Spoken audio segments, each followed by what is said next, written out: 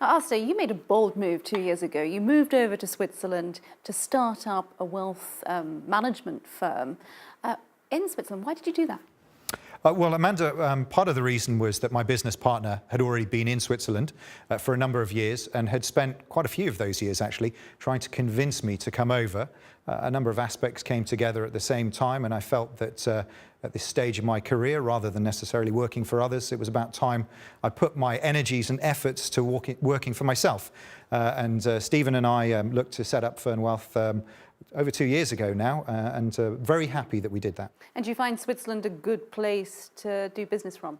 It's a fantastic place to do business. We're blessed that in Zug, just down the road from Zurich, we are surrounded by a multitude of international businesses. There are a lot of expats there, and that is our target market. And we have a plethora of clients who are all not just in the need for wealth management services, but also very intelligent, very bright people, and it makes for interesting and stimulating conversations with them. And one of the other things you're enjoying in Switzerland is time is money, and you've actually managed to sort of, claw back some time for personal life, I believe. Well, 20 years in London and doing the commute into London saw me spending about an hour and 20 minutes in the morning going to the office and an hour and 20 coming back. And it did mean that I could easily go a number of days without seeing my wife and kids, well, certainly my kids, as it were, because of the commuting and the business hours. We're blessed that obviously with the clocks here in Switzerland giving us an extra hour in the morning, making it a little bit more flexible. And my commute these days is 15 to 20 minutes, and it's an incredibly picturesque commute as well. Now, your first role is clearly TV personality. You appear on many television networks throughout the world, or you have done. And of course, you're a finance man. Tell me about finance. Was that always your career, your calling, so to speak?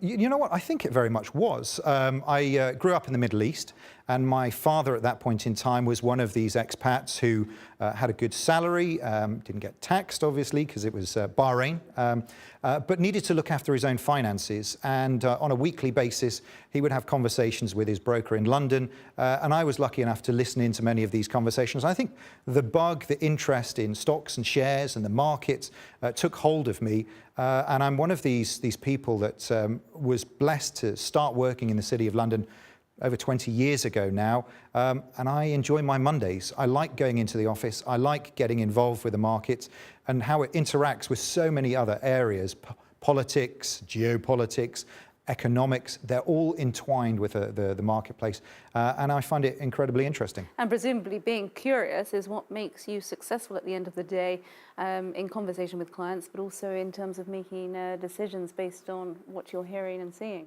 Well, I think it's important when you do something, if you actually enjoy what you're doing, it makes the effort that you put into it that much easier. And I do enjoy what we're doing, and my business partner does as well. And we're lucky that Fern Wealth are a relatively small firm. We all like working together. We all like talking to our clients. And it's an enjoyable career path that I've taken, and I'm glad for that. I have to ask, growing up with money really being at the focus of your childhood, really, given what your father did and what you were privy to, do you think that's influenced how you view money today? It's a world that's often associated with greed. How do you approach that? I think money and greed are a phrase that undoubtedly many people have bolted on together, but I don't think that's necessarily the full picture when it comes to money. Because I lived in the Middle East, I went off to boarding school when I was a relatively young age, and I think one of the core lessons I learned from my father at a very young age was compounding and the importance of it.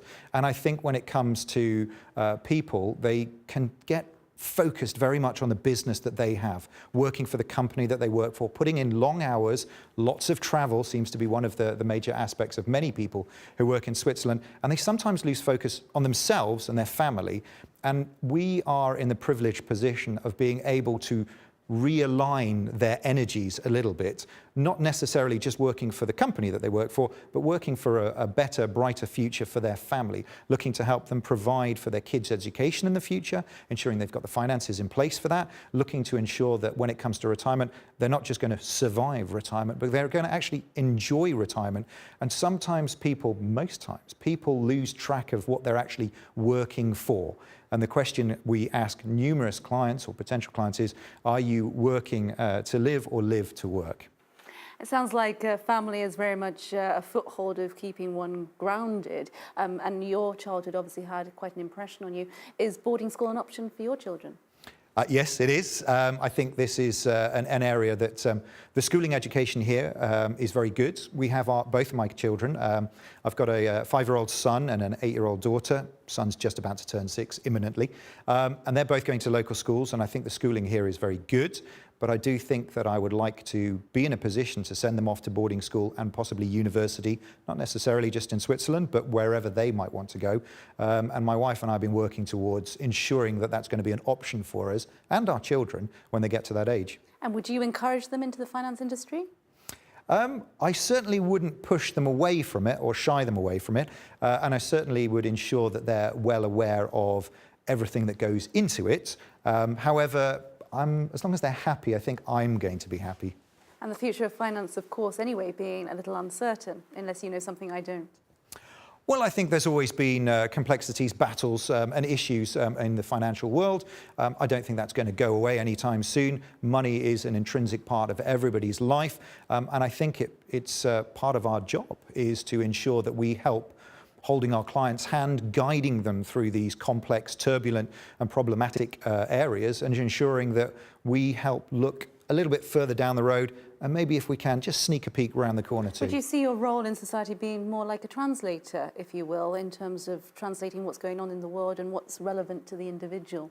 Well, Amanda, I think it's one of the key roles that we do when it comes to TV work, and especially financial TV work, is trying to ensure that the broader public at large understand what can be completely complicated and intrinsic financial, economic, political issues and the consequences that has on their day-to-day life, and trying to ensure that we broaden it out and make it understandable for the majority. How do you teach your children about money?